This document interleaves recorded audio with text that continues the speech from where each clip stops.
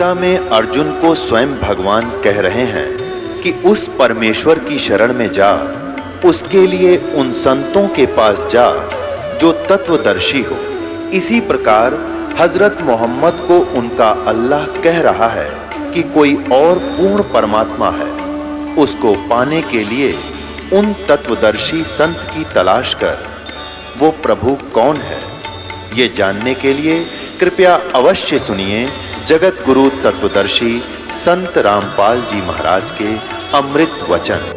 तब परमात्मा ने काल ने परमात्मा से कहा था कि 3 युगों में जीव कम ले जाना, और चौथा युग जब कलयुग आवे तब तो शरण जीव हो जावे। काल ने सोचा था 3 इन युगों में इनको ये भक्ति युक्त रहेंगे, इनमें ये भक्ति करके पार ना हो जाए, इसलिए 3 युग मालिक से मांग लिए। वो तो चतुर न्यों बना था, अब भाई चल 3 युग में इनकी भक्ति का नाश करवा दूंगा मैं, और फिर ये बन जाएंगे भिखारी कलयुग में, और फिर नकली संत पंथ भेजकर जैसे ये अन्य पूजाएं देवी देवता और मंदिर की बनवा के इनको गलत साधना पर लगा दूंगा। ये कति भक्ति योग नहीं रहेंगे। अब देखो पूरा चीन नास्तिक हो गया, पूरा रूस नास्तिक हो गया, और ये राधा स्वामी पंथरी से ब्रांच जितनी बड़ी हुई दंदन सतगुरु दनोदाल और जय गुरुदेव, इसमें आपको दिखा दूंगा। जिस मार्ग पर नहीं लगे तो आने वाले 50 वर्ष के अंदर सब नास्तिक हो जाएंगे, राम नाम कहने वाला नहीं रहेगा। ऐसे दुख आएंगे इनके घर पे, क्योंकि भगवान का सहारा नहीं। फिर पिछले पुण्य कब तक चलेंगे प्राणी के, तब तक वो सुखी दिखाई देंगे। फिर कैर टूटने लग जाएगा इनके घरों पे, सब नास्तिक हो जाएं, कहेंगे कोई भगवान नहीं कहीं पर भी। और काल यही चाहता है कि नास्तिक हो जाएं, फिर आए जाओ भगवान और उसका दूत, उसका दास, कोई सुनेगा ही नहीं। लेकिन भगवान ने पता था कि सतयुग त्रेता द्वापर में इनको सारे सुख होंगे, और ये भक्ति नहीं कर सकते मेरे वाली, इसलिए फरी छोड़ देता। ठीक है भाई, इन 3 युगों में ना ले जाऊंगा मैं, कल युग में ले जाऊंगा। अब देखो यहाँ कितने दुखी आते हैं, पुण्य खत्म हो लिए, पाप का दौर शुरू हो गया। वो नकली संतों से, नकली साधनाओं से कोई आगे लाभ चारदर लगा नहीं, तो दुख है दुखाने थे। तो परमात्मा को पता था ये मुझे तभी चाहेंगे जब ये महादुखी हो जाएंगे, जब तक इनको सुख है ये कोसों दूर रहते मेरे से। अब उन आत्माओं का जन्म होगा सतयुग में, जो दास आपको बता रहा है। लेकिन कितना लंबा काम बढ़ा दिया उन्होंने। अब फिर सतयुग में समझा नहीं, क्यों सब सुखी, फिर स्वदेशी बन जाएंगे, पाक जाएंगे, उनमें सिद्धियाँ होती हैं, थोड़ी भक्ति से उनमें सिद्धियाँ आ जाएंगी। अगस्त ऋषि ने 7 समुद्र पी लिए एक घूंट में, और प्रभु पाक गया। आज तक गुण गाए जाते हैं, खा खाइए फिर क्या हो गया मोक्ष उसका, एक 7 समुद्र पीण की सिद्धि बनाने से, प्राप्त कर लेने से। तो काल ऐसे डिलेड हुआता है। तो कहने का भाव ये दास का कि साथ साथ फिर अन्य नई जनरेशन, नए भी संस्कार वश उत्पन्न होते रहते हैं। तो जब परमात्मा आते कलयुग में आए, कहीं भी खड़े होकर के तंबूरा लेकर के चौराहे पर अपनी प्यारी भाषा बोलने लगे, वहाँ पर 150-200 व्यक्ति इकट्ठे हो जाते, 10-20 घंटा, आध घंटा अपना विचार करते। वहाँ ये वाणी बोलिया करते भगवान जो सूक्ष्म वेद की है। मानुष जन्म पाया कर नहीं रट हरि नाम, जैसे कुआं जल बिना भाई बनवाया क्या काम।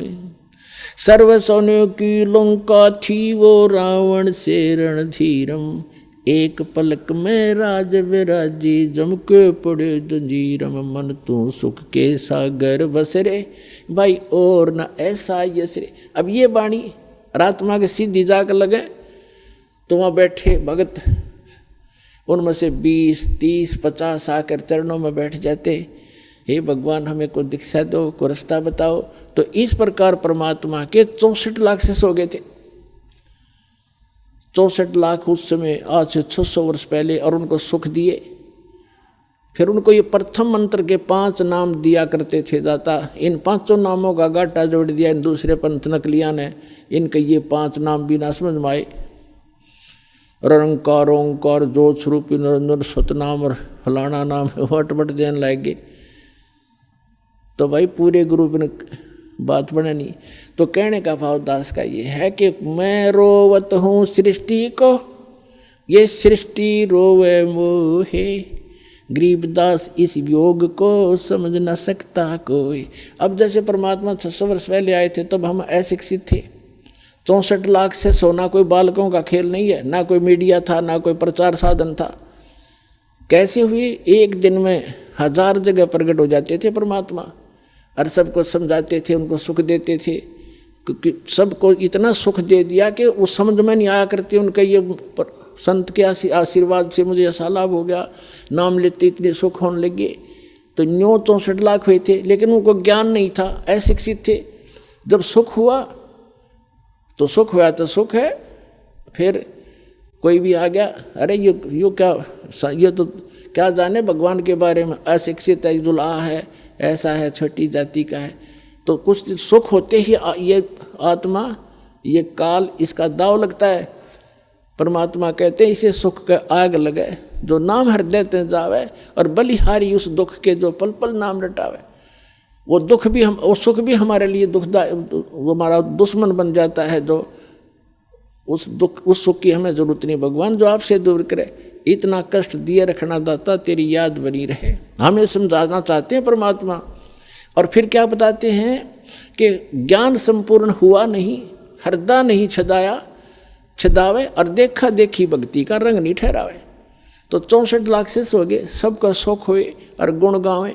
क्योंकि भगवान आ रहे हैं भाई, एक बार नाम दिया था, आशीर्वाद दिया था, ये सुख हो गया, 100 बतावें। और परमात्मा ने एक लीला करी थी कि इनको परख के देखूं ये ज्ञान से लगे हैं या केवल वैसे मेरे पीछे पड़े हुए हैं। एक लीला की थी एक दिन, वो लंबा समय है, फिर बताएंगे। और एक लीला की थी दाता ने, एक, क्योंकि लंबी कहानी है। एक दिन सत्संग कर रहे थे परमात्मा, क्योंकि दिन में धंधा करा करते, रात में सत्संग करा करते कि भी तुम भी फ्री, मैं भी फ्री।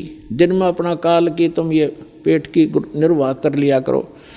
तो रात को सत्संग कर रहे थे। एक वैश्या का मकान था नियर बाई, आसपास कहीं।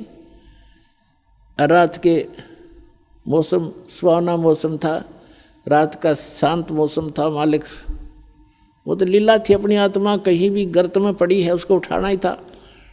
अब वो बैठ गई झांकी में अपने मकान के, और मालिक सत्संग सुना रहा था। भाई ऐसा पाप लगता है, ऐसा मनुष्य जीवन बड़ी मुश्किल से मिलता है, परमात्मा की भक्ति नहीं करता, उनका विनाश हो जाता है, आगे पशु बनते हैं, पक्षी बनते हैं, बुराई करना नहीं चाहिए। सत्संग सुनाया। वह पुण्यात्मा थी, बेटी का कलजा भराया कि मन तक घोर पाप कमा लिया, सारी उम्र को शुभ नहीं बना मेरे से। तो वह लड़की परमात्मा के चरणों में आगे उठ के और कहा, भगवान क्या मेरे जैसी पापन का भी पाप नाश हो जाएगा?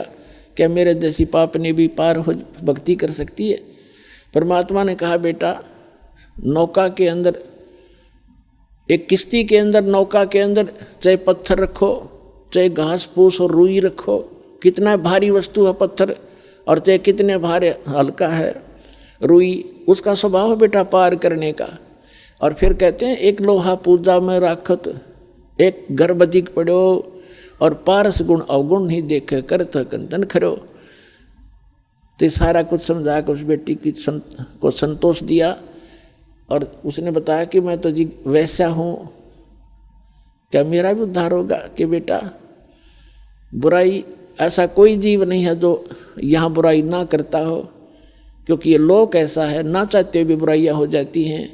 अब आपको कितना मैला कपड़ा है, साबुन और जल प्राप्त हुआ, निर्बल हो गया, खूब मेहनत करके उसने साफ करे, अपने ने भक्ति करे। तो वह लड़की की ऐसी प्रेरणा लगी, सब बुराई छोड़ दी। लेकिन हमारी आदत है कि हम फिर भी उसको उस दृष्टि से नहीं देखते, अज्ञान के कारण। वह लड़की आती, अब उसको तो पिछला जो समय गया वो बुरा दिखाई देता कि कैसे अपनी पिछला जो समय गया उसको पूरा करूं। ज़्यादा से ज़्यादा गुरुदेव के पास आती, उनके चरण छूती, मत्था टेकती, पैर दबाती। तो दूसरे जो संगत वाले थे, सिर फिरे, जिन सुख हो गया था, वो आपस में बतलाने लग गए, भाई यह अच्छी बात नहीं। एक वैश्या आती है गुरु जी के पास बैठती है, लोग क्या कहेंगे, संगत बदनाम हो जाएगी। उस लड़की को धमकाने लग गए कि तुम मत आया कर यहाँ पर, तेने सारा माहौल बिगाड़ दिया। अब वो लड़की फिर और ज़्यादा दुखी होगी कि मुश्किल से राह पाया था ये भगवान में, अब क्या बनेगा। तो उसने गुरुदेव के पास रोती रही। परमेश्वर ने पूछा बेटा क्यों रो रहा, पता था उनको क्यों रो रही है बेटी। उन रोते रोते सारी कहानी बताई। जी मैं निकम्मी तो हुई ही हूँ, इसलिए आपके पास आई हूँ कि निकम्मी का उद्धार हो जाता है, आपने बताया। लेकिन कुछ भगत भाई, कुछ बहनें ऐसे विरोध कर रही हैं, मुझे आने से मना करते हैं। तो परमात्मा सत्संग के माध्यम से सबको उपदेश दिया करते थे। एक एक को किस किस को कहे, सत्संग के माध्यम से ज्ञान दिया करते थे। कहते हैं कुष्टि होवे संत बंदगी कीजिए, हो वैसा के विश्वास चरण चित दीजियो। कि अभी भगत कोई भी व्यक्ति सत्संग में आएगा, चाहे चोर है, डाकू है, रोगी है और कोई वैश्या है, जब तक मैला कपड़ा साबुन और जल वाटर के टच में नहीं आएगा तो वो साफ कैसे होगा। और भाई भक्तों के लक्षण ये नहीं होते। चाहे वैसा का भी विश्वास हो, उसको अपनी बहन समझना, पाप से नफरत करो पापी से नहीं, ये तो आम आदमी भी कहता है। और सभी, जैसे एक उदाहरण दिया जाता है कि एक संत था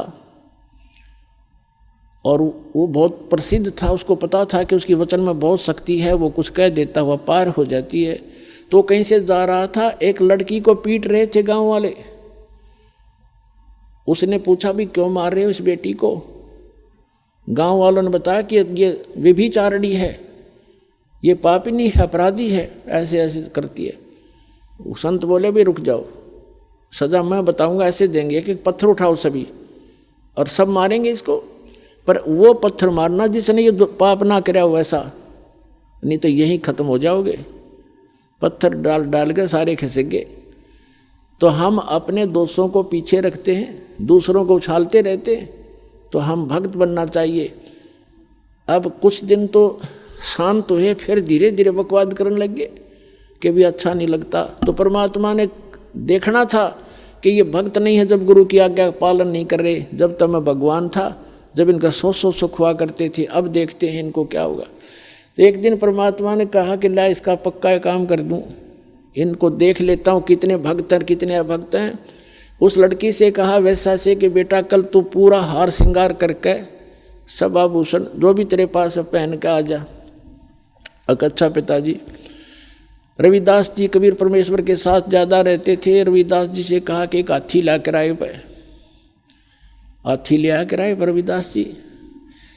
एक परमात्मा ने गंगा जल भर लिया बोतल में कबीर जी ने, और लड़की को बिठा लिया बीच में, पीछा बैठ के आगे रविदास जी से कहा कि अब तो चला इस हाथी ने। अब उस लड़की के हाथ धर लिया कंधे पे और बोतल गंगा जल भर रखी तेरी नो पीवे, और ऐसे मस्ती होकर बीच बाजार से निकाल दिया, काशी के बाजार में से निकाल दी वो सारा झांकी। और जो भी देखे जो करे वो धानक वो दुल्हा देयु कबीर दारू पी और वैश्या ने साथ ले रहा। वो प्रसिद्ध थी ये कबीर साहब के काशी के अंदर लाख की संख्या में भगत थे आसपास के क्षेत्र के। सबको बुलावें, अका जो तुम्हारे गुरु जी के लक्षण दिखाऊं, देख हम पहले नाट्या करते, वहाँ ऐसी गंदी औरतें जाती हैं, देख क्या हालात। ये इतना गंदा आदमी था, देखो दारू पी और वैश्या को साथ लिए सरेआम घूम रहा है, इसको ये भी नहीं मालूम इतना मदहोश हो गया। तो जितने चेले थे परमात्मा के, पहले तो भगवान कहा करते परमात्मा आ रहे हैं, हमें ये सुख दे दिया वो सुख दे दिया। अब वो सारे खिसक गए वहाँ से। कोई न्यू कहे मैं तो एक दिन गया था, कोई नु कहना मैं तो उसके साथ जाया करता हूँ, वैसे में कोई खास इंटरेस्ट नहीं था मेरा। यानी 64 के 64 लाख अपना सर्वनाश कर गए और सब भाग्य भगवान को छोड़कर।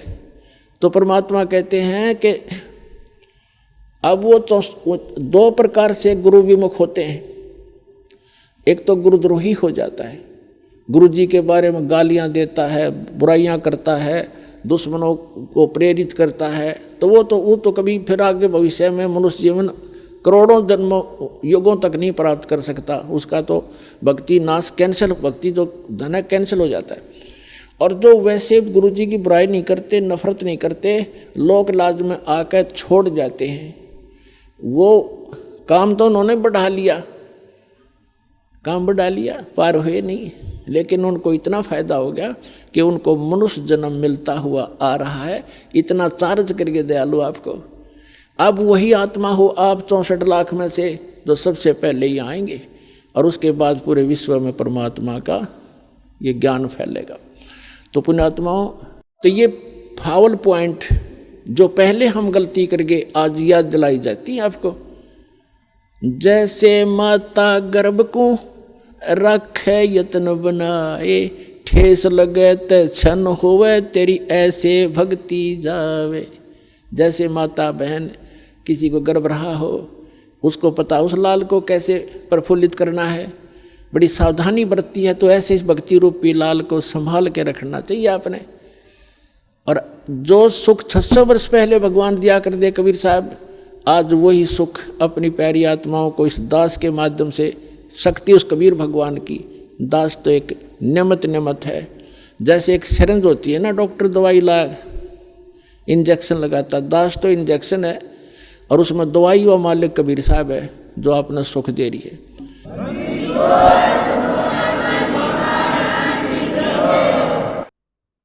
परम पिता परमात्मा पूर्ण ब्रह्म, हम सभी आत्माओं के जनक हमारे परम पिता कबीर परमेश्वर जी की असीम रजा से पुण्यात्माओं आपको ये सत्संग और ये यथार्थ भक्ति विधि प्राप्त हुई। आप बालक हो, विद्यार्थी हो,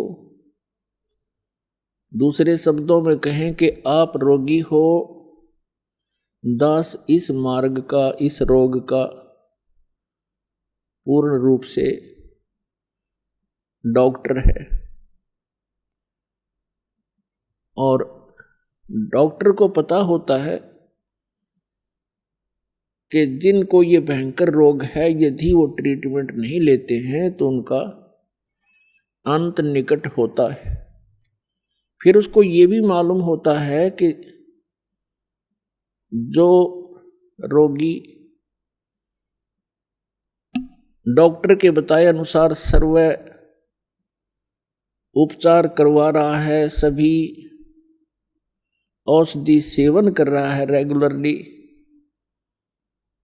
उसको मालूम है कि इसका जीवन बचेगा,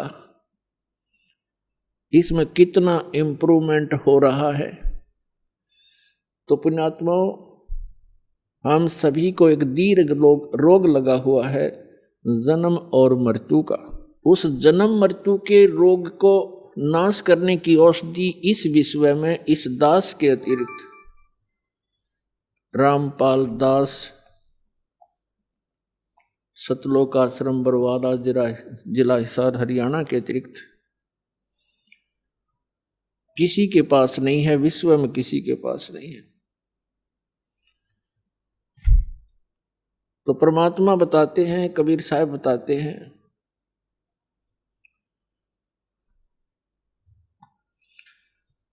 जग सारा रोगिया रे, जिन सतगुरु वैद न जाण्या, जग सारा रोगियो रे।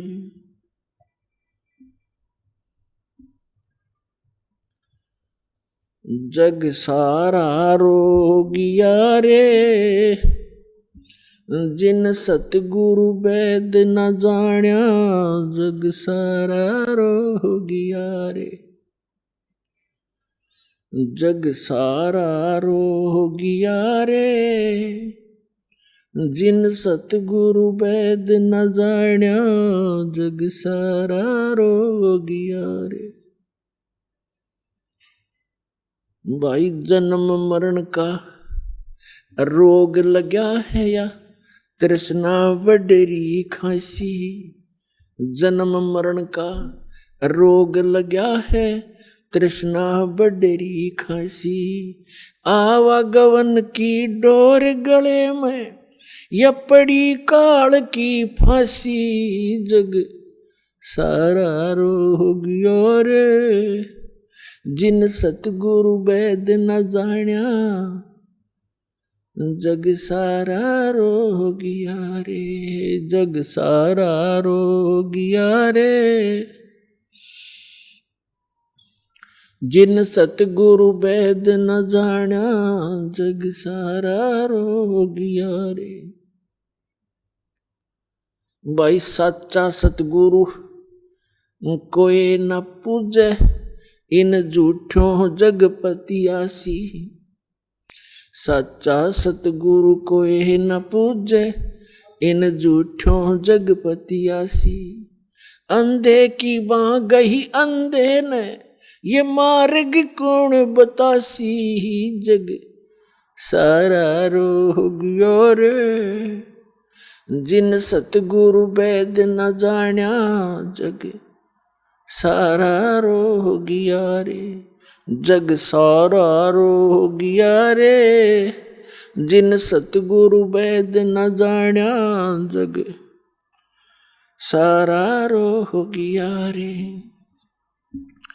भाई देखा देखी गुरु शिष्य बन गे, किया न तत्व विचारा, देखा देखी गुरु शिष्य बन गे, किया न तत्व विचारा। गुरु शिष्य दोनों के सिर पे यू काल ठोके पंजारा, जग सारा रोगिया रे, जिन सतगुरु वैद न जाण्या, जग सारा रोगिया रे, जग सारा रोगिया रे, जिन सतगुरु वैद न जाण्या, जग सारा रोगिया रे। भाई सार शब्द सर जीवन बूटी, घस घस अंग लगावे, सार शब्द सर जीवन बूटी, घस घस अंग लगावे। कहे कबीर तुम सत कर मानो, ये जन्म मरण मिट जावे, जग सारा रोगिया रे, जिन सतगुरु वैद न जाण्या, जग सारा रोगिया रे, जग सारा रोगिया रे, जिन सतगुरु वैद न जाण्या, जग सारा रोगिया रे। सार शब्द सर जीवन बूटी, सार शब्द सर जीवन बूटी, घस घस अंग लगावे। कहे कबीर तुम सत कर मानो, ये जन्म मरण मिट जावे, जग सारा रोगिया रे, जिन सतगुरु वैद न जाण्या, जग सारा रोगिया रे। तो पुण्यात्माओं, इस जन्म और मरण के इस दीर्घ रोग से 21 ब्रह्मांड के सर्व प्राणी ग्रस्त है।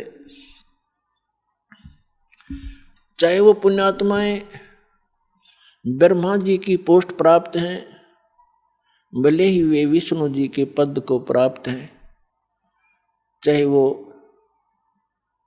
शंकर के पद को प्राप्त हैं, और कोई पृथ्वीपति है, चाहे इंद्र स्वर्ग का राजा बना है, इन सबको जन्म और मरण का रोग लगा हुआ है। यहाँ परमात्मा ने अपनी अमरवाणी में कहा है कि जन्म मरण का रोग लग गया, या तृष्णा बडरी खांसी, जन्म मृत्यु का रोग हमारे लगा हुआ है। असंख्यों जन्म हो गए हमने जन्मते और मरतों को। जिस समय भी मानव शरीर प्राप्त होता है तो हमारे को जो भी जिस समाज में जन्म हम प्राप्त करते हैं, उन्हीं क्रियाओं को, उन्हीं पूजाओं को हम बचपन से ही प्रारंभ कर देते हैं। और माया जोड़ने की हमारी जो वृत्ति है, स्वभाव है, ये सदा से बना हुआ है। और हम पूरे जीवन में संग्रह करने पर लगे रहते हैं, संपत्ति, कोठी, कार, प्लाट और बैंक बैलेंस गणाए बना दूं। तो ये बुद्धि हमारी काल ने खराब कर रखी है। हमारे को तत्व ज्ञान नहीं मिला। जिस समय आपको तत्व ज्ञान मिलेगा, ये देश पराया दिखेगा, अपना नहीं दिखेगा। आपको ऐसा लगेगा जैसे हमने यहाँ कुछ समय पास करना है, और यदि हम सही भक्ति करेंगे सतलोक चले जाएंगे, नहीं तो फिर 84 लाख योनियों में।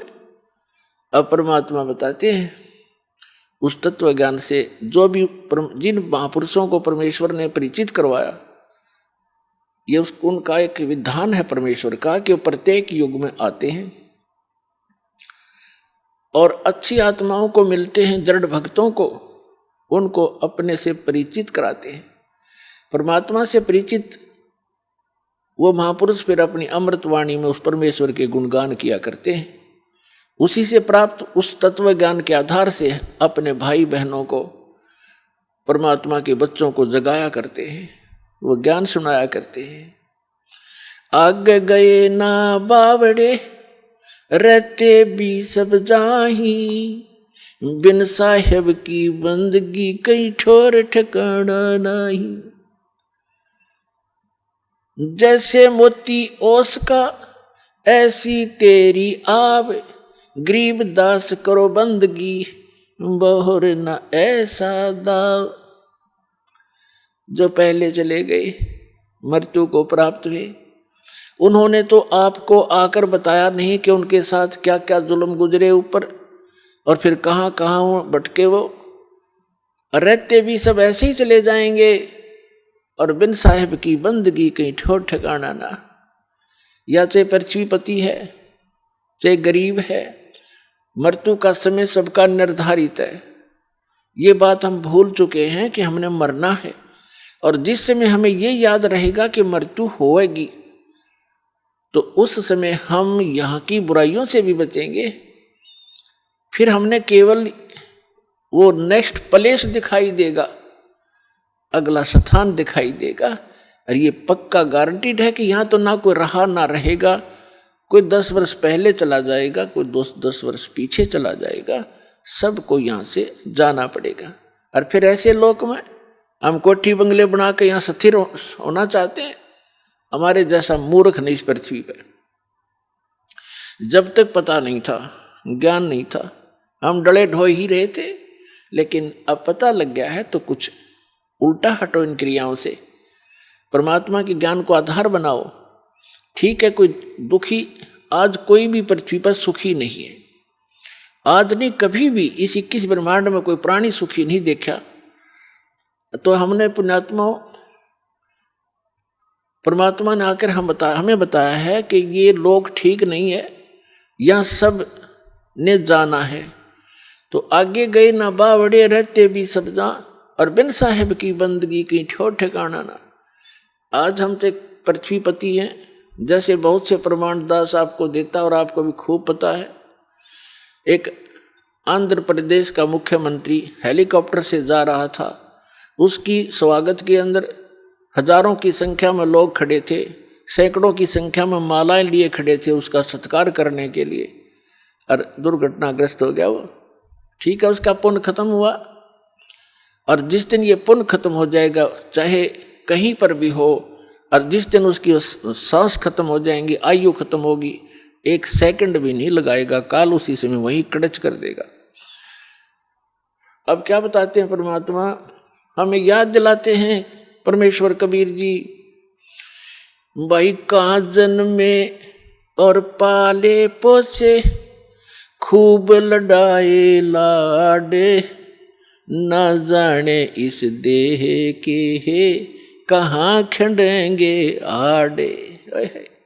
कहाँ तो जन्मे और कहाँ पाले पोसे, और खूब लड़ाए हमारे लाड, और ना जाने इस देह के कहाँ खंडेंगे आड़। अब पुण्यात्मा परमात्मा कहते हैं साथी हमारे चले गए, हमें समझाना चाहते हैं। हम भी चालन हारे, कोई कागज में बाकी रह रही, ताते लगी है वार। जिनकी कागज पूरे हुए 1 सेकंड भी नहीं लगाएंगे, 1 सेकंड भी।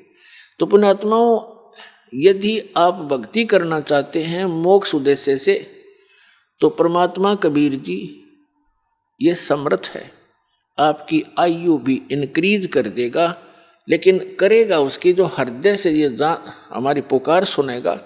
और वो जानी जान है कि ये व्यक्ति अगर एक्सटेंशन मैंने कर दी तो भक्ति करेगा, और नहीं करी तो ये कुबद करे, एक्सटेंशन भी कर दूंगा तो ये कुबद करेगा, भक्ति नहीं करेगा तो उसकी एक्सटेंशन नहीं होगी। वो मर्यादाहीन और भक्तिहीन और ज्ञानहीन प्राणी होगा, चाहे बेसिक भगत दिखाई दे। जब तक हम परमात्मा के सब नियमों का पालन करके आगे नहीं बढ़ेंगे तो मालिक राजी नहीं होगा। और हमने सबसे पहले परमात्मा प्रसन्न करना पड़ेगा। जिन बातों से परमात्मा प्रसन्न हो, परमात्मा प्रसन्न समझो गुरु प्रसन्न हो, क्योंकि परमात्मा गुरु जी को बहुत महत्व देते हैं और ये देखना चाहते हैं कि यदि इस दास के स्थान पर जो मैंने भेज रखा अपना दास, पूरा ज्ञान दे के, पूरा मंत्र और समाधान दे करके, यदि मैं इसके स्थान पर होता तो जो व्यवहार आज ये अपने गुरु जी से कर रहे हैं, जैसा बर्ताव, ऐसा ये मेरे से करते। तो गुरु जी के प्रसन्न होने से परमात्मा प्रसन्न होते। जिन बातों से गुरु दुख पावे, उन बातों को दूर भगावे। अब गुरु जी किन बातों से दुखी होगा कि आप मर्यादा तोड़ दोगे और ऊपर से भगत दिखाई दोगे, तो किसी दिन काल का दाव लग जाएगा। भगवान, आप अपने आप को ही धोखा दोगे और फिर परमात्मा का भक्त होकर के जिसको ऐसी चोट लगेगी, मृत्यु अकाल होएगी, उसके 2 कारण होंगे। एक तो उसने नाम खंड कर दिया होगा, दूसरा परमात्मा को ये दिख रहा होगा कि ये इस जीवन में ये भक्ति नहीं कर पाओगा, उसको तुरंत मृत्यु दे करके, और नेक्स्ट मनुष्य जीवन अभी तुरंत ही देगा, 1 वर्ष के अंदर अंदर वो ब्रवाला आश्रम में आ लेगी वो आत्मा, और नए सिरे से फिर वो भक्ति रंग में रंगेगा।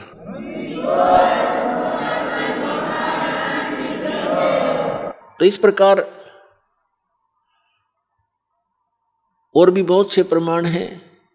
एक पोलैंड देश का पूरा मंत्रिमंडल, जिसमें प्रधानमंत्री, मंत्री, उसके MP, किसी की मृत्यु के ऊपर कोई राजनेता थे पूर्व के, उसकी मृत्यु के ऊपर शोक व्यक्त करने जावे थे, मुंह कान गए थे, एक जहाज में बैठकर सारे, वो दुर्घटनाग्रस्त हो गया, सारे के सारे मर गए।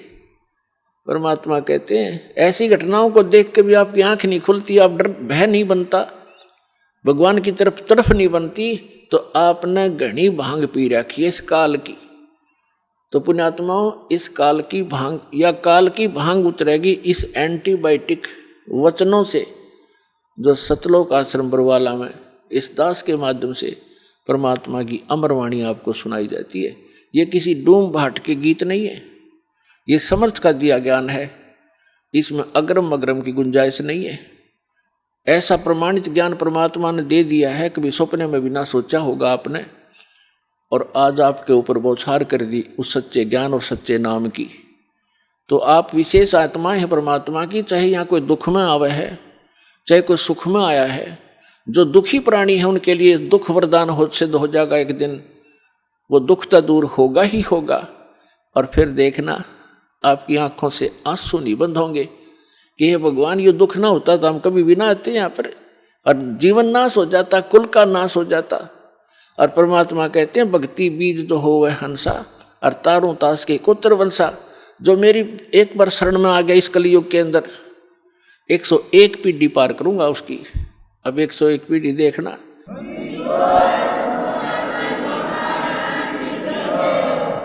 तो पुण्यात्माओं क्या बताते हैं परमात्मा कि आगे गए ना बावड़े, रहते भी सब जहाँ, बिन साहेब की बंदगी कहीं ठो ठिकाना ना।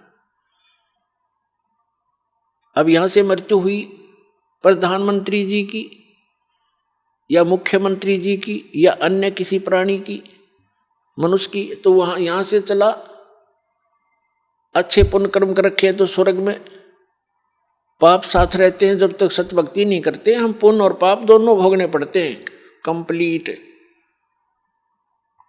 और जब हम परमेश्वर की शरण में आ जाते हैं परम संत के माध्यम से, फिर उनके जो पाप नाश हो जाते हैं, उनको पाप भोगने नहीं पड़ते, केवल पुण्य उनके शेष रह जाते हैं। और उन पुण्यों को फिर हम साथ नहीं ले जाएंगे, वो पुण्य हमने यहाँ के इन भगवानों के जो यहाँ के इंचार्ज हैं और हमारे बहुत ज़्यादा कर्जा हो चुका है इनका, सत साधना ना करके, जब तक हम परमात्मा कबीर जी की परमेश्वर जी की शरण में नहीं आएंगे तो हमें दोनों ही कष्ट, पुण्य भी और पाप भी दोनों भोगने पड़ते हैं। और हम पुण्य भी साथ नहीं ले जाएंगे, क्योंकि यहाँ के जितने भी इंचार्ज हैं जैसे गणेश जी, क्योंकि हमने ये पिंड है, पिंड माने शरीर, और एक ये ब्रह्मांड है पूरा, इस पूरे ब्रह्मांड का एक मानचित्र है शरीर के अंदर। और जब हम यहाँ से चलेंगे तो हम ये शरीर से ही रिहर्सल होनी शुरू होगी। सबसे पहले ये जीव मूल कमल में जाएगा, वहाँ गणेश जी से नो ड्यू सर्टिफिकेट लेना पड़ेगा, इसने क्लियरेंस सर्टिफिकेट। तो हमारा बहुत युगों से कर्जा हुआ पड़ा है, और इनके पास हम ये मंत्र की जो कमाई, जो पुण्य दान धर्म करते हैं, ये सब इनको देते चले जाएंगे और ये हमें बरी करते चलेंगे। तो इस प्रकार हमने पुण्य भी और पाप नाश कर देगा परमात्मा का मंत्र।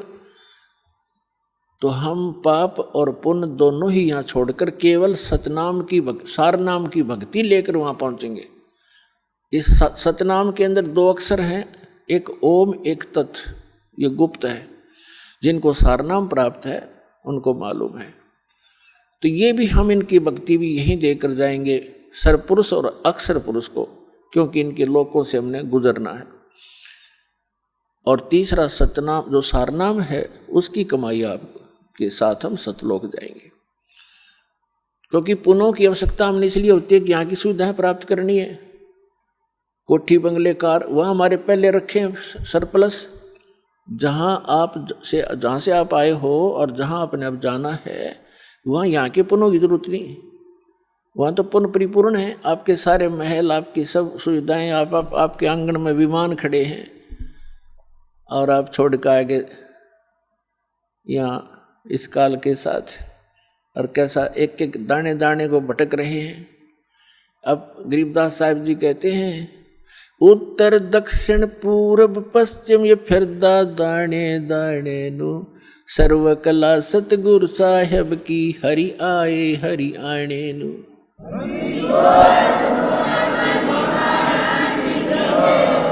तो तुम एक एक दाने के लिए तरस रहे हो, भटक रहे हो।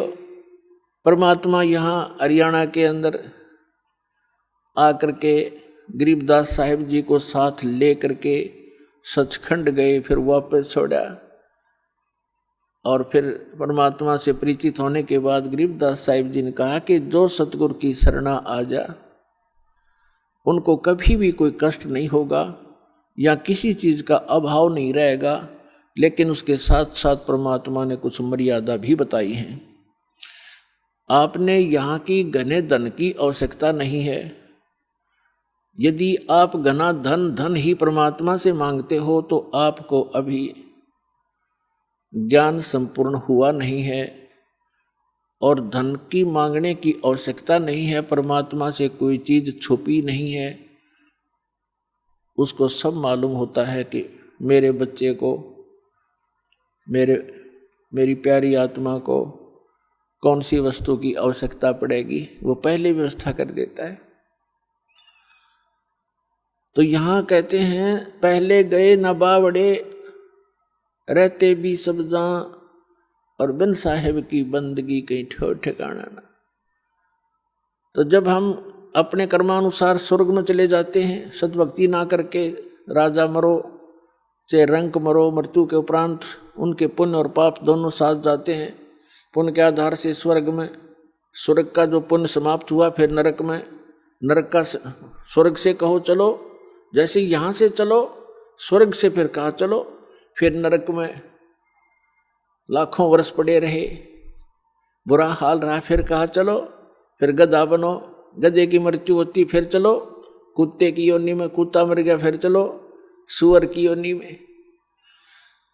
तो यहाँ बताते हैं आगे गए ना बावड़े, रहते भी सब जहाँ, और बिन उस सच्चे भगवान की, साहिब की, सत्य पुरुष की भक्ति बिन कहीं ठोर ठिकाना ना। और फिर भी हमारी आंखें बंद, फिर भी हमें डर नहीं बन रहा। तो ये बालक बुद्धि है हमारी, इस परमात्मा के इस ज्ञान से, हम इस भक्ति मार्ग के और इस अध्यात्म ज्ञान से परिचित होने के बाद फिर हमारी बुद्धि काम करने लगेगी और फिर आपके न्यारी तरफ बढ़ेगी। इसलिए आप जी को, सभी बहन भाइयों को, बच्चों को, बुजुर्गों को दास बार बार प्रार्थना करता है, परमात्मा के उस ज्ञान के आधार से संदेश देता है। क्या बताते हैं? ये संसार समझदा नाही, कहंदा श्याम दोपहरे नु, गरीबदास ये वक्त जात है, रोवोगे इस पैरे नु। उन महापुरुषों को, गरीबदास कोई मांगनियां खाने वाला नहीं था, ना कोई रोजी रोटी से संबंधित कोई पंडित ब्राह्मण था या कोई पीर गुरु था, मुल्ला काजी नहीं था।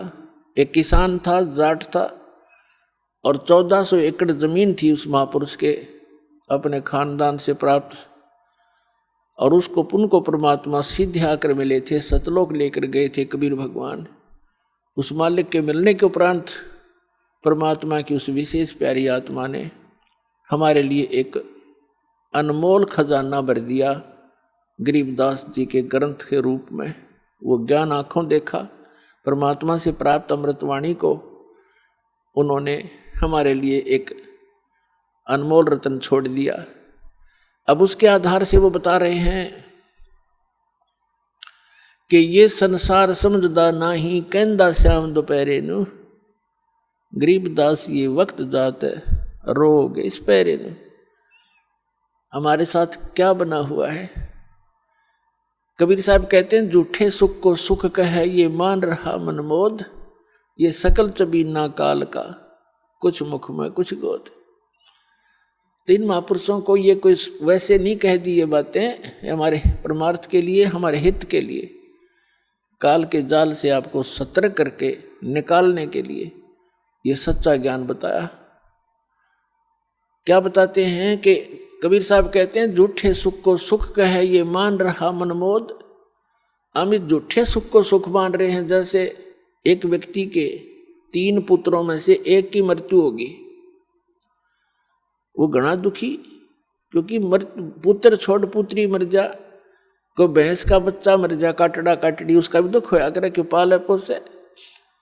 और ये बेटा मर जा, बेटी मर जाती है, तो कलेजा मुंह को आता हमारा, विवश है, और सब गिला बीतते गया। और फिर भी हम नहीं, फिर जो बचे हुए वो सोच रहे हम नहीं मरना, हम ठीक है, हम खाक ठीक है। ये केदारनाथ के ऊपर काफ़ी व्यक्ति मारे गए, हमारे भाई बहन गए काल के मुंह में। अब हमने दुख आता इन बातों का कि ये वहाँ गए थे भगवान लेने और मिल गई मौत। देखो मौत तो यहाँ एक फाइनल, ये तो एक हार्ड एंड फास्ट, ये तो एक जो है फाइनल है कि होना ही है, मृत्यु तो होगी। लेकिन मृत्यु होने से पहले हमने, यदि हमारे पास कुछ यथार्थ भक्ति धन है तो स्वभाव हो मृत्यु। अब जैसे हमारी मृत्यु होएगी तो हमने खुशी है इस बात की, क्योंकि हमने वो धन इकट्ठा कर लिया, हमने इस मनुष्य जीवन के टारगेट को, उद्देश्य को पूरा कर लिया, जिसके लिए ये मिट्टी हमें प्राप्त हुई थी। इस मिट्टी से सोना बना लिया। हम तो इंतजार करते हैं कब ये पांडा पीछा छूटे, इस मिट्टी तर चले अपने सतलोक में। कबीर साहब कहते हैं, जा मरने से जग डरे मेरे मन आनंद, और कब मर हूं कद पाऊं वो पूर्ण परमानंद। लेकिन वो क्या लेकर गए बेचारे इन नकली संतों के द्वारा भ्रमित किए हुए श्रद्धालु, और वहां पहुंच गए केदारनाथ में। चलो यदि वहां भक्ति मार्ग होता, परमात्मा की सत भक्ति होती तो हम भी चल पड़ते और बेशक मर जाते भगवान की भक्ति करते करते, लेकिन वो तो गए भी तो डले डो गए, यो दुख नारा हमारे को। तो यहाँ परमात्मा ने खुद कहा गरीबदास जी परमात्मा से प्राप्त इस ज्ञान से कि पर भी लेन जात है दुनिया, हमरा ज्ञान किन्ह नहीं सुनिया। तो ये ज्ञान उन महापुरुषों ने बताया। तो कबीर साहब कहते हैं कि झूठे सुख को सुख है, हम एक दूसरे से अपने को कम दुखी मानकर उस सुख उसको सुख मान रहे। जैसे उसके 3 पुत्र थे, एक पुत्र की मृत्यु होगी और टक्कर मार मार कर रो रहा। क्यों? छोटे से को लगता पालने माता पिता प्यार करता है, कपड़े नहाता है, कपड़े धोता है, खाना खिलाता अपने मुंह से निकाल कर, ले बेटा ले बेटी तू खा ले, और फिर वो छीन लिया जाता है तो दुख में कमी नहीं, पर हमारी कोई पार भी नहीं बसाती क्योंकि हम गंदे लोक में रह रहे हैं। उसका इकलौता पुत्र मरा हुआ था, टक्कर मार कर रो रहा था। शोक व्यक्त करने वाले भक्त यानी इधर उधर से रिश्तेदार कुल के लोग आ रहे थे, खाना भी नहीं गले उतर रहा था। इतने में एक व्यक्ति आ जाता है जिसका एक ही पुत्र था और वो कुछ वर्षों पहले मृत्यु को प्राप्त हो गया था। तो सभी सांत्वना देने वालों ने कहा कि देख भाई, यहाँ तो मृत्यु भाई सबके पता नहीं किस गेला के बन जा, किसके साथ क्या घटना घट जा, यहाँ तो सभी के साथ होता है। देखिए भाई, इसका एक ही पुत्र था और उसी की मृत्यु होगी। अब इसने भी संतोष कर लिया तो भी सब्र करे, खा ले का दी रोटी। तो उसने फिर सब्र हो गया, उसने फिर सुख महसूस किया कि हे भगवान देखो, इसका तो एकला पुत्र था और वो भी मर गया, और मेरे तो 2 तो बच गए। बस फिर थोड़ी सी देर में उसने हौसला सा होया, अरे एक आधी रोटी खाई तो खाक सुख हो गया। भाई इतना सुख मान रहे हम। परमात्मा कहते हैं झूठे सुख को सुख है ये मान रहा मनमोद। एक भक्त बता रहा था कि मेरा कन्या उत्पन्न हुई और उस कन्या के गुदा रास्ता नहीं था, पहाड़ टूट गया दुख का। मेडिकल के अंदर लेकर गया, जिस वार्ड में मेरी बेटी को एडमिट किया उसमें 4-5 केस और थे ऐसे ही। तब मुझे सुख, थोड़ी शांति हुई, चोखा और भी मेरे जैसे हैं तो खाक सुख हो आयो।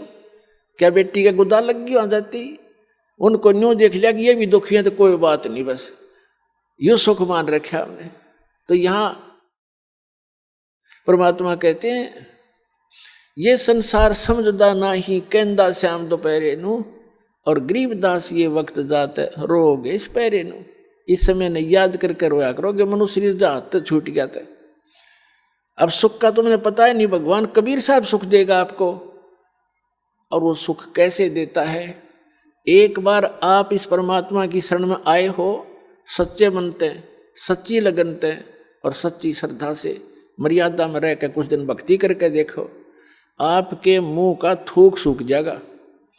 इतने सुख सुनाया करोगे दूसरों को, और आपने सोचा करोगे सामने वाला मन में सोच रहा होगा ये झूठ बोल रहा है, और आप सारी साची बता रहे होगे और सामने वाले को ये सोच रहे होगे यूं सोचा यू पागल है, झूठ बोला सारी। लेकिन आपको अब वो सुख सागर मिल रहा है, वो परम पिता मिल गए। गीता अध्याय नंबर 15 के श्लोक नंबर 16 और 17 में 3 पुरुष बताए। पुरुष माने प्रभु स्वामी। एक सरपुरुष, ये 21 ब्रह्मांड का स्वामी है, ये काल जिसमें हम रह रहे हैं, जिस काल के लोक में एक ब्रह्मांड में 21 ब्रह्मांड है, ऐसे ऐसे इतना ही प्रभु है, इतना मालिक है। एक सरपुरुष है जो 7 शंख ब्रह्मांड का स्वामी है।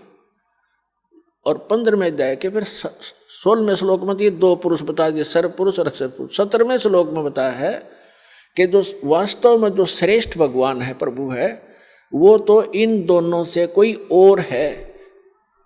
कहते उत्तम पुरुष है तू अन्य, परमात्मा इति उदारत, ये लोक तेरे में आविश्य विवर्ती अवैश्वर है। जो उत्तम पुरुष है ना, पुरुषोत्तम सही भगवान, इन दोनों न्यारा है। और वो वास्तव परमात्मा कहा जाता है। वो वास्तव में परमात्मा है, वह श्रेष्ठ आत्मा। परमात्मा की परिभाषा क्या है, डेफिनेशन क्या है? जिसका परमात्मा, परमात्मा करता श्रेष्ठ आत्मा, परम माने श्रेष्ठ, और श्रेष्ठ आत्मा ये काम करेगी। किसी की टांग कट रही, किसी की आंख फूट गई, कोई अंधा हो गया, कोई कैंसर से पीड़ित, किसी का बेटा मर गया, किसी की बेटी मर गई, कुणबे के कुणबे नाश हो गए, यही पता नहीं कब बिजली गिर जा। तो ये परमात्मा का स्थान नहीं, ये परमात्मा नहीं जहां हम रह रहे हैं। परमात्मा की परिभाषा है श्रेष्ठ आत्मा, और श्रेष्ठ आत्मा वो होती है केवल सुख दे, दुख होता ही नहीं उसके पास। जैसे आम का पेड़ होता है, छाया भी दे और मधुर फल भी देता है, इसी प्रकार ये समर्थ परमात्मा कबीर भगवान है। और इसकी शरण माने के बाद आपके ऊपर कैसी मेहर होएगी आप सोच भी नहीं सकते। ऐसे सुख आपको प्राप्त होंगे जैसे आप भक्तों के अनुभव सुनते हैं। कल आपने सुना था एक भक्त भोला बाला सा था, और वो बता रहा था कि मेरे को किसी भक्त ने, यहाँ के भक्त ने मुझे बताया कि ऐसे ऐसे देवी देवता की पूजा नहीं करनी, एक भगवान उसकी भक्ति करो। तो मैंने गालियाँ दी, बहुत बुरा कहा कि हमारी पूजाएं छुटवाता है।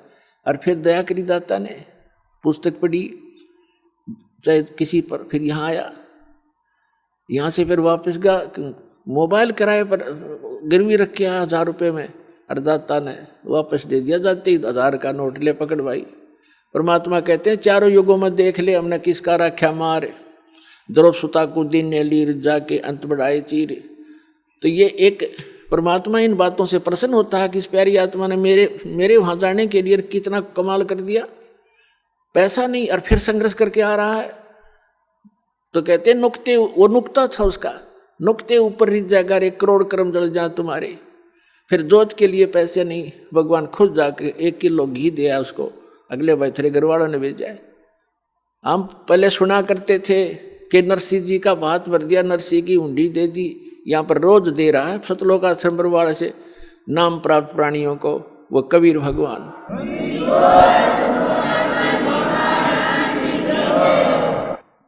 तो पुण्यात्मा, परमात्मा ने आपके ऊपर मेहर करी है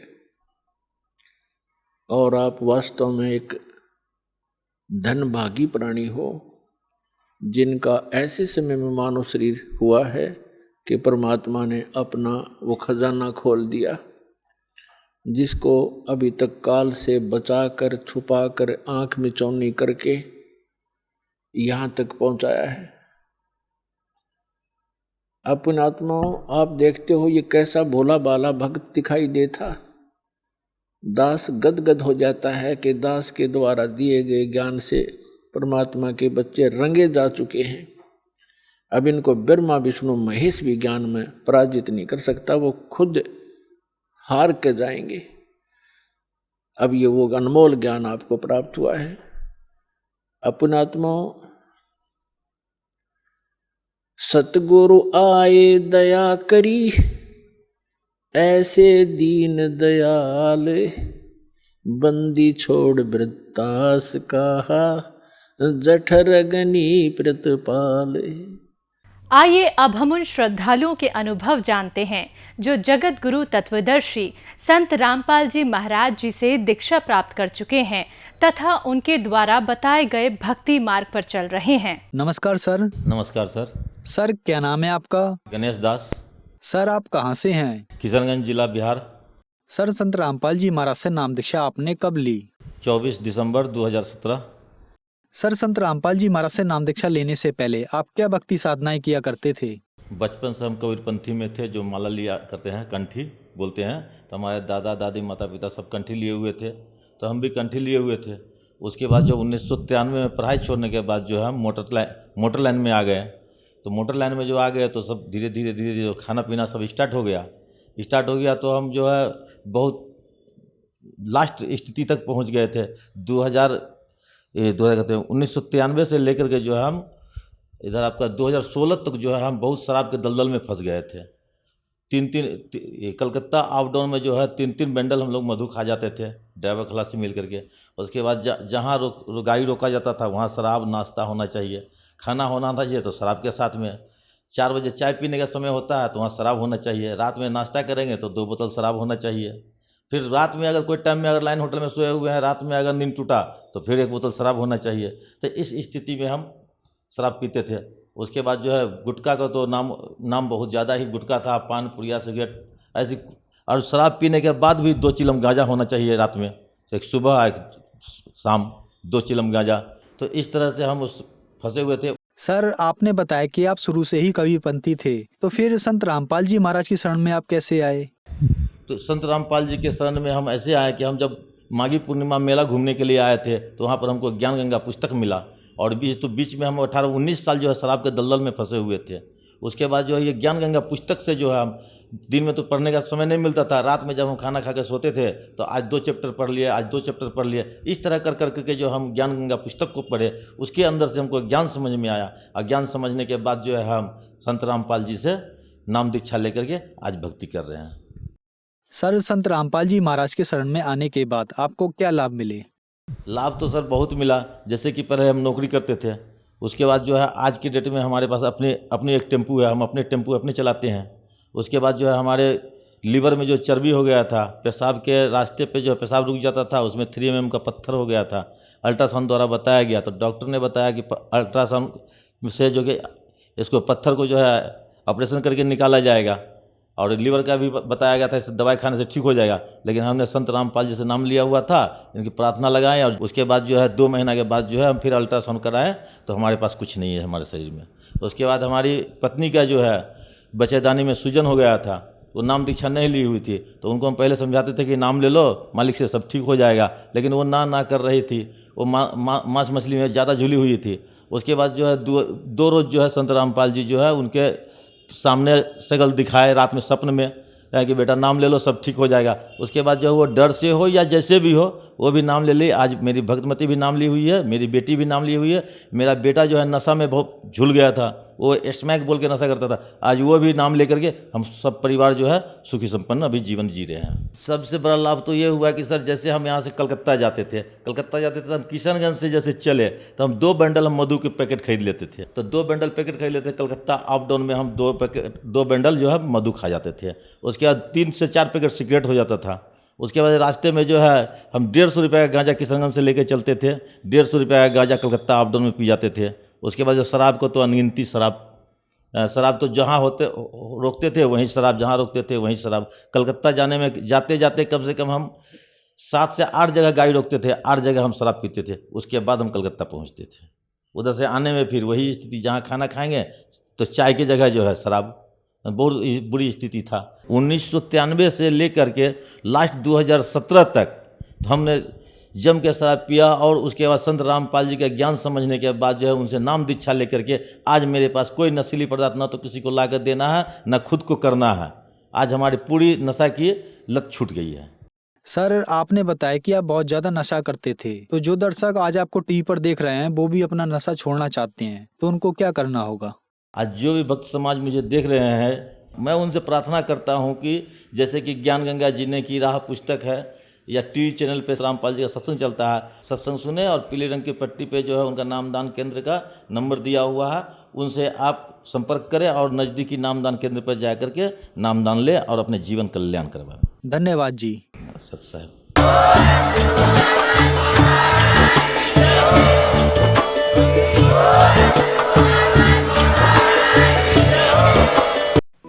आप सुन रहे थे जगत गुरु तत्वदर्शी संत रामपाल जी महाराज के मंगल प्रवचन। अधिक जानकारी के लिए संपर्क करें